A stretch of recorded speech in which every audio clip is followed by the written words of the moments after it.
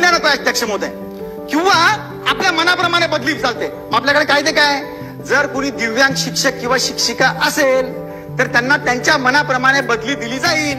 जर कोणी दिव्यांग असेल तर त्या एक तर बदली नाकारू शकतात.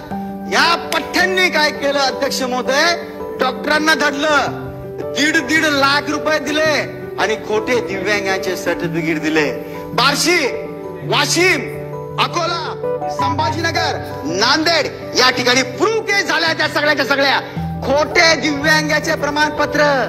इथपर्यंत यांची मजल गेली.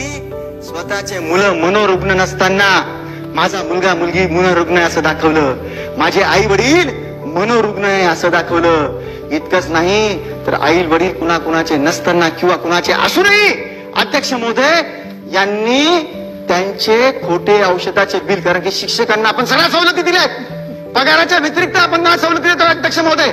आणि म्हणून असे खोटे कागद त्यांनी तयार करून आई वडील बिमार नाहीये, स्वतः बिमार नाहीये, जिल्हा परिषद चक्रा मारतात पैसा करता, केंद्र प्रमुख, विस्तार प्रमुख, आणि यांची बैठक काय होतं रात्री, काय रे तू माझी बदली नाही केली, तुला तर मी पैसे दिले होते, तू माझ्या बदलीचा प्रस्ताव का नाही पाठवला, तू माझे इतके पैसे, केंद्र प्रमुख त्याला सांगतो माझा तू मागच्या 2 महिन्याचा हप्ताच दिला नाही.